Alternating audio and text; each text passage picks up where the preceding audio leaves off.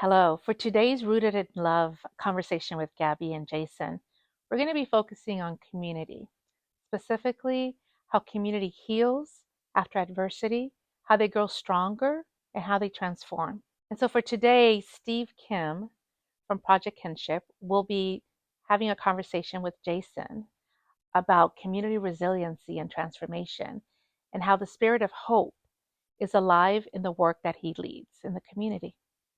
All right, All we're right. here today with my good friend Steve Kim. We go way back, don't Way we, back. Steve? Way back. Way back. So we're here to talk a little bit about your life, about Project Kinship, where things are going. Yeah. So first of all, how you doing? I'm great. I'm Yeah. good. Yeah, it's good. I've learned a lot. Have definitely more gray hairs on my head and in my nose. I can't tell Oh yeah, what's that's why going on I keep here. this short, But I feel really grateful, even being here today. It was a long time ago, Jason, and Yeah. I have a lot of gratitude today. So That's thank you for the opportunity to share. Yeah.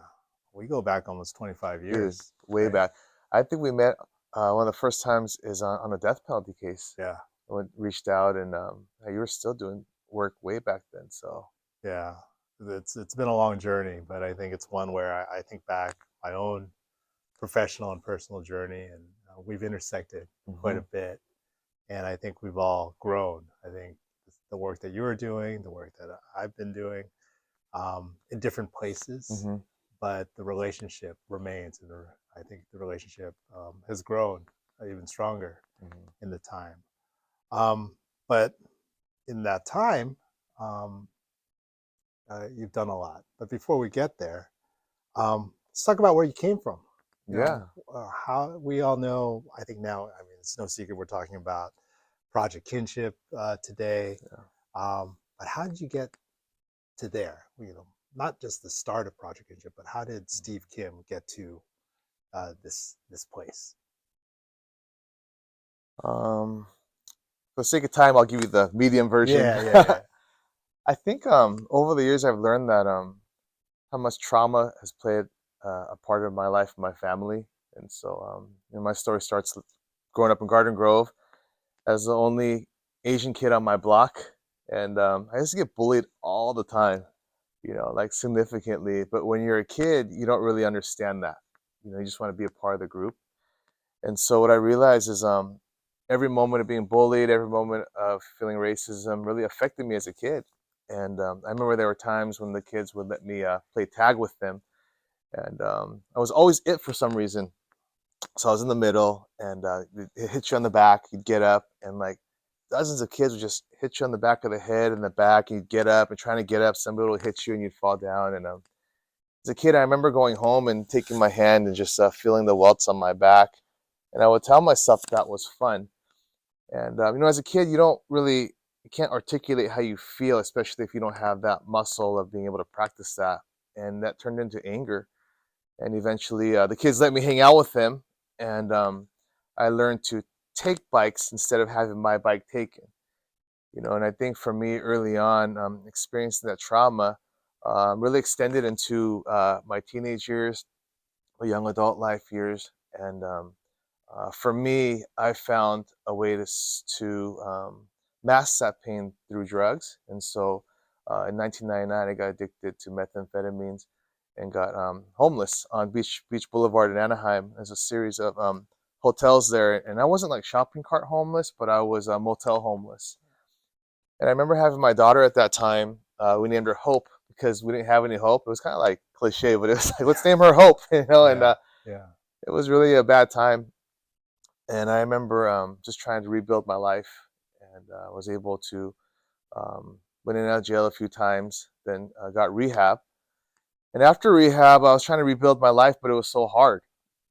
And I remember just feeling so defeated. And long story short, through connecting with some amazing people, I was able to go down the school path. And I went to UCI and studied criminology, of course. And you study crime? I go, yeah, I'm going to do criminology. Got the life experience. Life experience. I'm like, oh, you just say it in big words, And so I really enjoyed it. But after getting my BA, I couldn't get a job still because at that time I had one felony record. And, trying to rebuild my life, trying to get a job, have my daughter, my wife, and I just didn't know what to do. And so I'm like, let's go to more school. So then I went to USC and got a master in social work degree. And I started meeting people. And during that path, I got a little death penalty job, and that's where we met, right? Because we're trying to find out how to help the one guy from Orange County who, just had a lot of challenges. But it's funny how life takes you down paths. I just met a lot of great people who opened doors for me, and had a chance to work at the Orange County Department of Ed. Heidi Cisneros opened the door for me, went in there, and then started working on death penalty cases. And then USC gave me a little job, was able to teach a little bit, and just life got better. Yeah. And through doing all of that, had an opportunity to start Project Kinship. And that was followed after Father Greg Boyle and all our friends at Homeboy Industries, their heartbeat. And we were talking back then too about that vision and dream. And I realized my life has been a series of broken dreams that have come to becoming a dream come true through people. And so my journey has been one of early trauma, which I didn't understand it was trauma. And about maybe 5 years ago, I was all traumatized out. Studied trauma, at an academic level, experienced it. And so 5 years ago, I said, well, what if we just focused on healing? We know what trauma is now. I know enough about trauma. Our population knows enough about trauma. So 5 years ago, we switched. And we said, what if we focused all of our energy on healing? And that's where we've been ever since. And it's been pretty transformational, powerful, and amazing to take this healing journey at Project Kinship. Yeah, I think, again, going back years and seeing that and seeing you're always doing stuff in the community for others, but it's driven. You were driven by your own personal experiences and really that connection between people and working with people who are coming out of, or those who are formerly incarcerated coming out. And those are the people that I think you had that experience. How to find hope, how to not only have a second or a third chance, but what kind of assistance they would need. So I think that's where Project Kinship came out of. You talked about kind of being in line with Homeboy Industries and Father Greg. Talk a little bit about how Kinship came to be and how it's been affecting the lives of many people in that situation. Thank you.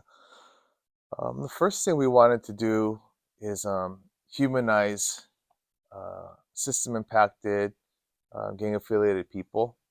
And so when we had the opportunity to start, we took our first round of small funding and we created a community intervention worker certificate program. Because I went to USC, there was a USC Orange County campus.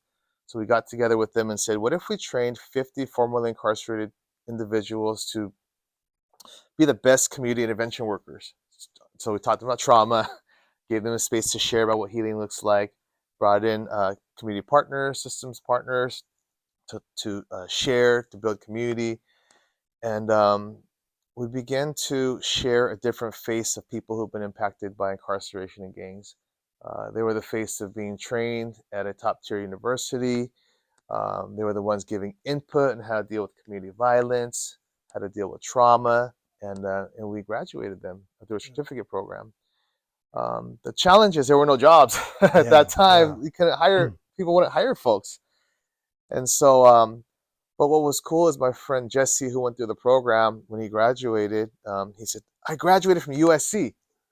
And in my mind, I was like, because again, technically, well, he didn't really graduate. It's a certificate program, but so he's like, I graduated. And so at that time, I felt it was important to let him know, like, well, there's a distinction between a certificate program and a bachelor's. And I go, Jesse, I go, dude, congratulations. I go, this is not the bachelor's, this is the certificate program, but bachelor's we can do. He goes, I don't give a shit. He goes, when this is on my wall and my newborn son sees USC on there, he goes, he's going to know I had a part of them. And he says, and that's going to inspire him to go to college. Yeah. I will say all these years later, his son is going to graduate soon, is ready to go to college, you know. And for me, it dawned on me that that's important to give people opportunity. It's important to inspire people and to also give hope, and that's what Jesse was doing for the next generation. And so, what could I say after that? I say, congratulations on getting your bachelor's, and I walked away. And we joke around ever since. Yeah. Yeah. Oh, that's great. You know, there's a story you've told me about the wall at Project Kinship, and you're like trying to come up with kind of like a motto or a catchphrase. And I think that is really, that anecdote is really telling about kind of not only who you are serving, but the just the gifts that the people that come through the doors of Project Kinship have and are able to share. Can you share that story? Oh yeah. So when we were first looking for spaces, nobody would rent to us in Orange County. So we drive around, said for lease, and I remember driving to like small spaces.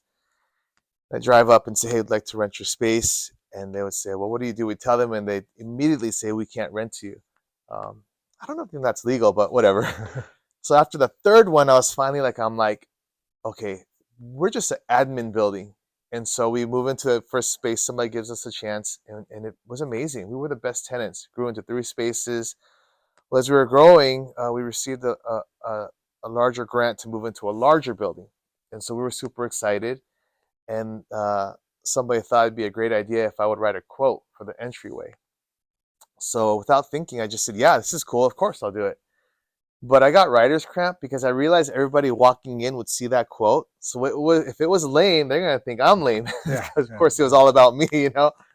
So, like, I'm, like, sweating it. And I got nervous. I couldn't write. And I put on some candles, put on some soft music, and I was, like, trying to inspire myself. But, like, a week later, I came up with something very long. Like, there's a beacon of hope. Never give up, you know? It will guide you to this place of healing and journey and blah, blah, blah. So the day before it goes up, the homie Ruben, who has the most gentle soul, got tattoos all over his face, got a life sentence as a juvenile, and ended up in prison as a juvenile with 40-year-olds, and just has a tremendous story. Was able to actually get out, and now he serves the community so well. Where he was sitting in the lobby, and I said, "Hey, Ruben, I'm gonna put my quote on the wall tomorrow," and I gave him this long quote, you know, turn left, turn right, hope is there, whatever. And he goes, "It's all right." And I was like, "It's all right, bro." I go, "I spent like 10 hours on this. Like, give me that." I go, "Well, what would you write?" And he's very humble. He goes, "I don't want my words up there." But he goes, "But if I was to write something, I would write, 'Welcome to kinship, where judgment and pain are left at the door. You are home.'" In 10 seconds, 10 seconds, he comes up with this. 10 hours, 10 seconds. When you walk in the door today, whose quote do you think's on the wall? Yeah. It's the great Ruben. So I go, "How did you come up with this?" And he says, "Because ever since I got out of prison, when people look at me, it looks like they bit into a sour lemon." He goes, "I know I'm not wanted." He goes, "But when I come here," he goes, "I feel like I'm not judged, and I feel like I'm at home." And so, you know, he's taught me many things, but on that day, he taught me the importance of not judging people and creating safe spaces where people feel like they belong. Yeah, I always thought that was beautiful, and I think it just captures the impact not only you're having, but that folks are having on each other. Mm-hmm. And I think that's something to remember, that um, everyone has gone through stuff. Mm-hmm. Some folks have lost hope, Mm-hmm. but Project Kinship and what you're doing, it's helping revive that hope. Mm-hmm. We talk about healing, and I think for us, our foundation, the St. Joseph Fund, has been on this journey also, Mm-hmm. where a lot of it has been around, you know, in traditional grant making and philanthropy, it's around focus on services and on programs. And even when we think about what we do around capacity building, a lot of it is traditional capacity building is like, oh, you're going to go through these workshops and we're going to learn how to write grants and things like that. We don't do it that way. We realize that a lot of things have to be healing centered, healing first, to be healed first, and acknowledging the trauma You talk about Mhm. that aspect or that idea of healing and how that's central to the work of Project Kinship. You talked about there was a bit more of an epiphany around healing, both personally and maybe professionally, about 5, 6 years ago, coming out of COVID. Mhm. How does healing and that focus on healing um, um, create transformation in Mhm. the individual and in the community? Yeah. Um, well, first of all, I want to give props to St. Joseph's for taking this courageous approach to fund this way. And I say that because for us, it's also given us space and creativity to really look at how to um, further heal and find ways within our organizations to to facilitate that. Right. I think for me, when I think about healing, um, when we come into Project Kinship, we say we don't want to save people, we want to serve people. I think saving happens, but we don't say that because people take that extreme, and Yeah, it's like, whoa. yeah, So we used to say for a long time, you want to serve people because serving equalizes the table. Where as we provide services, we also get reached back by standing in awe of what people have to carry, and just making it into the doors is a significant success sometimes. But last year we changed it. So we don't want to save, we want to serve. But what we realize is you always want to stand with people. And standing with people is this idea that no matter what you're going through, like I'm right next to you. Like I got you. I might not know exactly what you're going through, but if you look, I'm going to be right here with you. And that's important because in deep pain, sometimes we have no words. And I learned this at, unfortunately, there's been a lot of community violence. And last year, during one of the incidents, we have one of our youth who was, we were working with, shot, and we went to the hospital. And about 3 a.m., we were waiting, and we were in the lobby, and the family was in a private room, and um, there were two students, I think they were students, but they had backpacks on. They just stood out. They looked like interns, and they were just in the hallway of this emergency hospital yeah. center where like the scene was happening. And I'm like, who are these people? Like, what are they doing here? And they're just standing there. It was like so weird. And so we're there, and I see the doctor and the police officer go to the private room, and they tell the horrific news that the son has not passed. They walk out, and the family rushes out, and they're screaming, and a mother's cry of losing their child is like no other. And they're running around, they're screaming, and these two young men go into action. They're going with their backpacks, get Kleenex out, standing next to them and saying, I'm so sorry. I'm so sorry. And they're giving them Kleenex. I'm like, what are you doing? And to my surprise, they're grabbing the Kleenex, wiping their faces, and they're comforting them. And I'm like, this must happen often, that they had hired these two people to do this. I had never seen that before. Mm-hmm. So I realized for me in that moment, I learned that you want to always stand with people.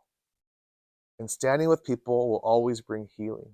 Whether it's a bad breakup, whether it's an accident, whatever it is, you want to be able to stand with people. And I think that's what St. Joseph does with nonprofits right now. You're standing with us and vice versa, where we could find this healing in community. And it's important, especially for folks with trauma or anybody, if there's times when people experience pain and trauma and you reach out for help. And if there's no hand to grab you back, I believe what happens to that person is they close up.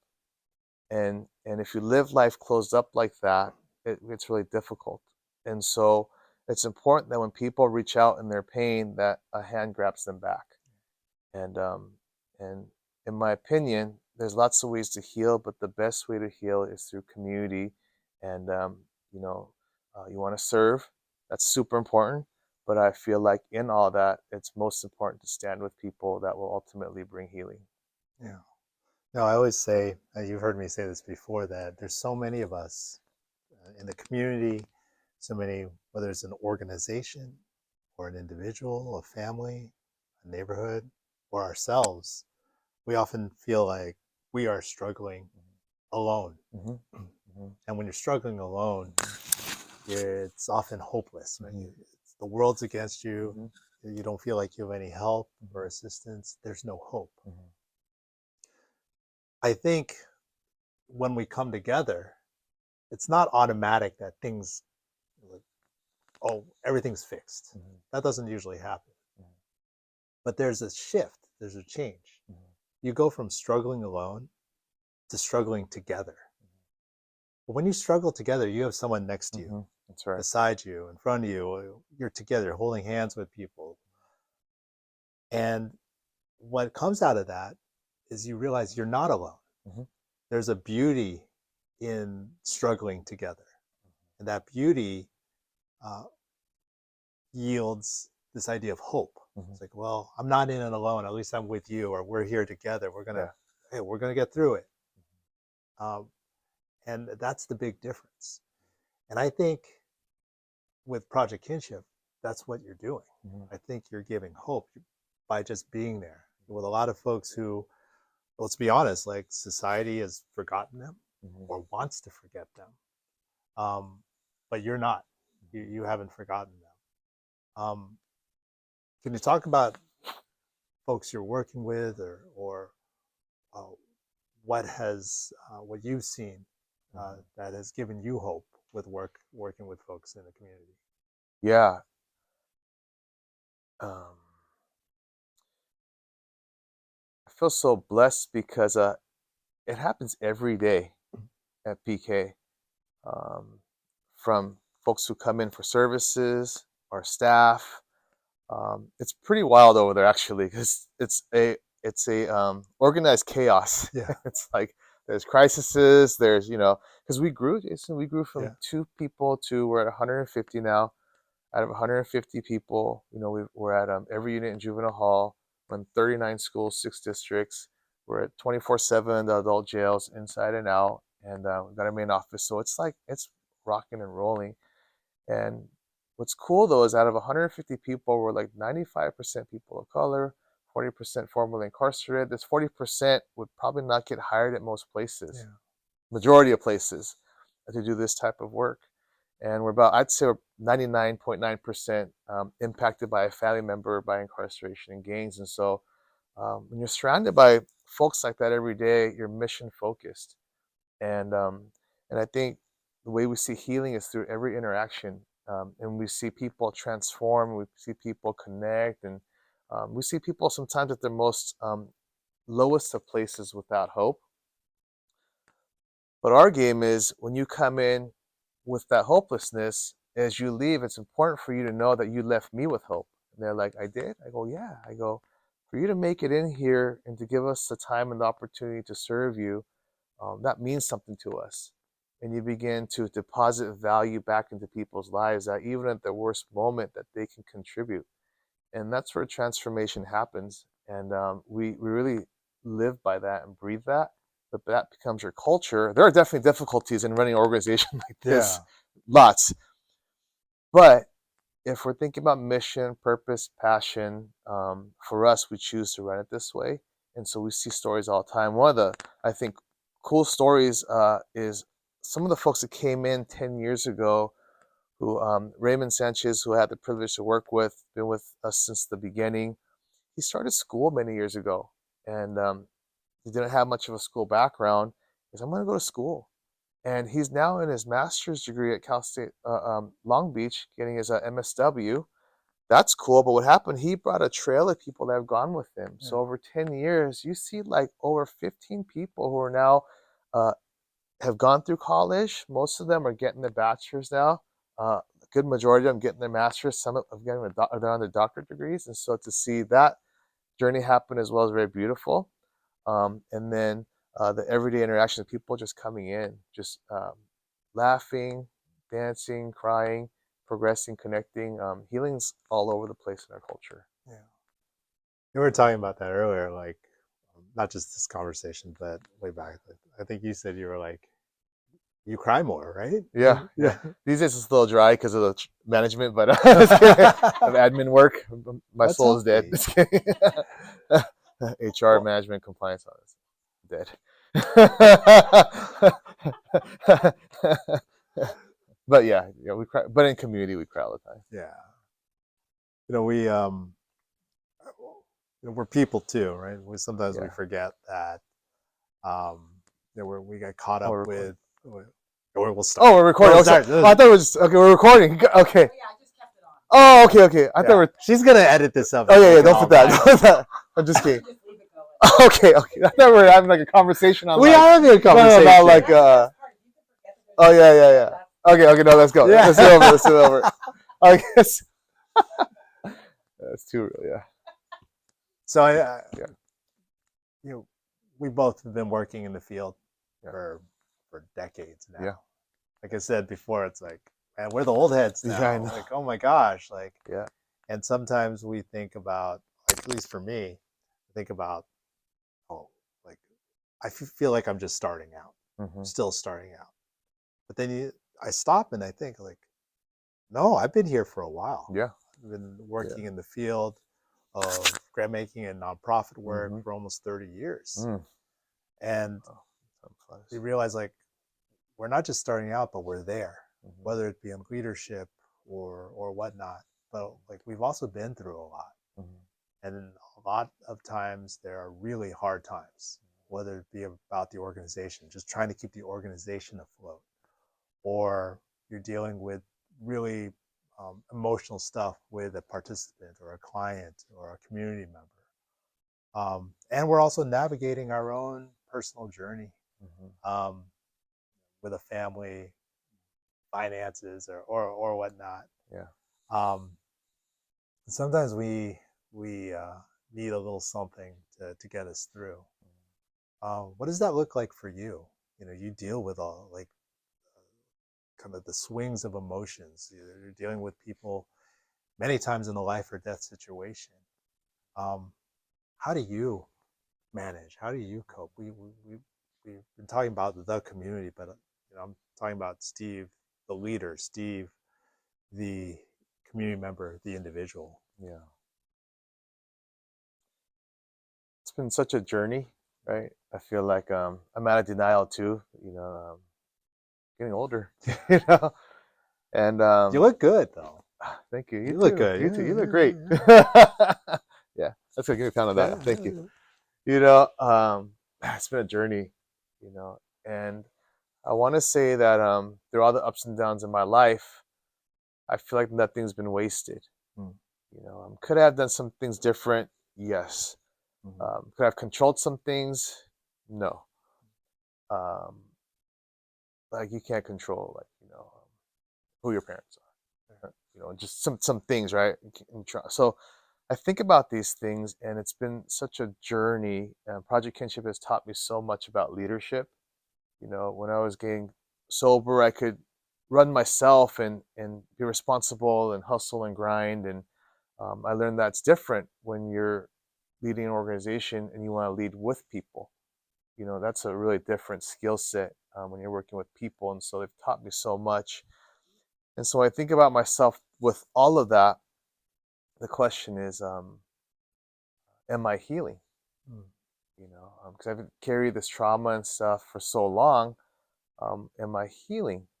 And a couple of months ago, I was going to go speak about trauma at USC at this conference. And it was early in the morning on a Saturday, and I was walking out of my house, and I looked inside my son's room, and he was sleeping. He's like all sprawled out on his bed. I'm like, dude, like, put some clothes on, dude. Like, underwear here. Yeah. So, like, but what I realized is that he's not 5 anymore.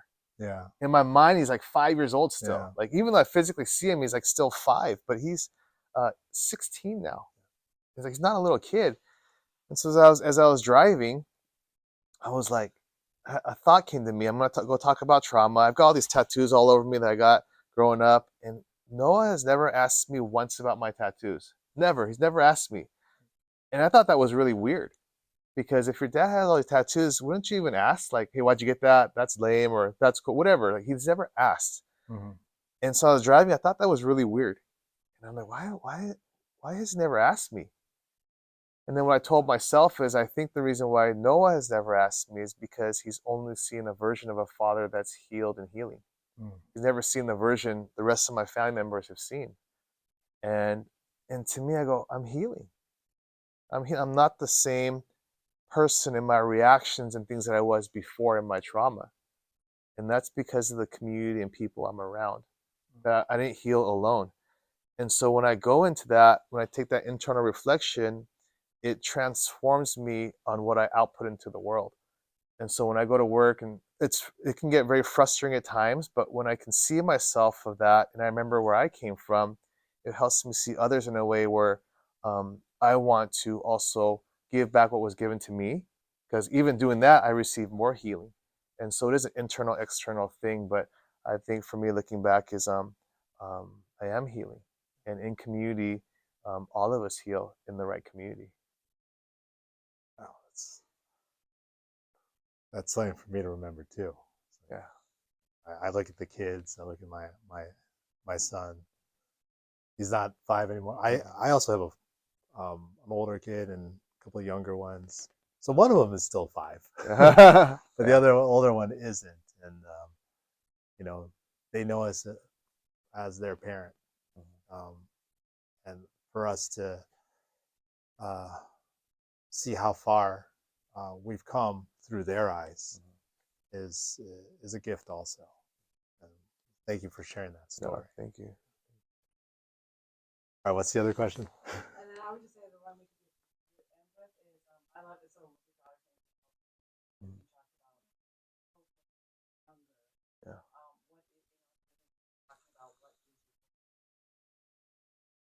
Yeah. and I know you talked more about session plans and things. Yeah. We started the conversation today. You were talking about how you got to this point, and kind of like the when you had your daughter and naming her Hope. That was a milestone and a turning point in your life, in your journey. What's giving you hope now? What's giving you hope for the future? What do you see? Yeah. Hope has been a pretty big theme Yeah. in many of our lives. Not having hope, having hope. Certainly during a time when hope was born for us, Yeah. we didn't have much hope, so we named her Hope in anticipation of a potential future that we would have that we didn't have at that moment. And I think for me, when I think about hope now, is it's shifting more also from looking at the future of what hope looks like to now becoming an active hope. And so I think what I've learned is it's important to have hope, but it's just as important to become hope. And so one is futuristic and anticipation for, the other one is active. And at Project Kinship, I see people becoming hope every day. And what that does, it connects us. And so when I think about my own journey, I had a hope to rebuild my life, to be at certain places, to do all these things, but people gave me hope by becoming that hope for me. They were opening doors for me, a gentle hand on my back, a word of encouragement, going with me to court, going with me to see my probation officer, people crying with me when I thought crying was not the thing to do. All those things helped me. And so when I think about the future, I can visualize a future of what it looks like for me, and I'm excited for it. But I want that now, and so I get to do that with folks like with you, Jason, with partners, people at Project Kinship, and so the future is clearer now for me because of the people I get to work with, and so. What's next for Project Kinship?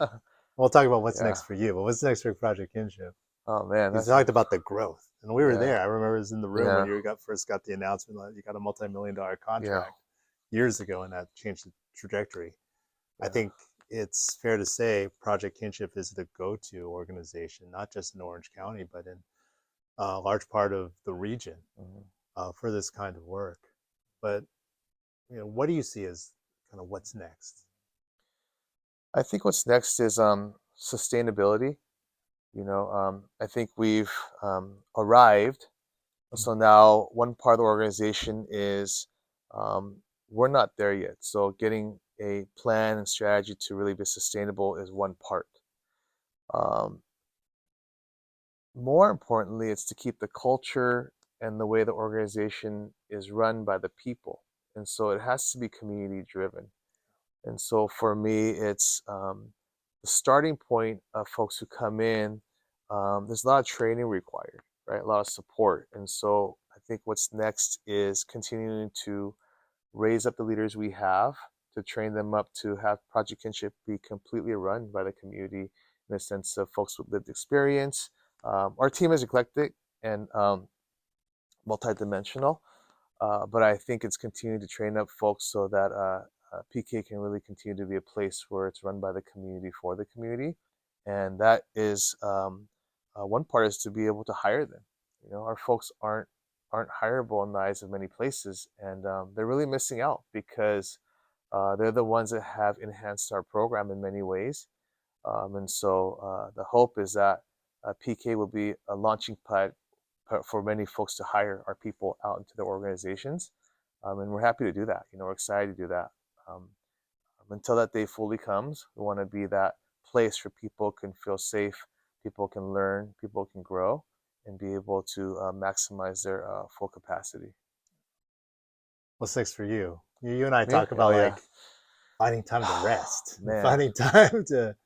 We're just talking about our kids and stuff, before this started, but Yeah.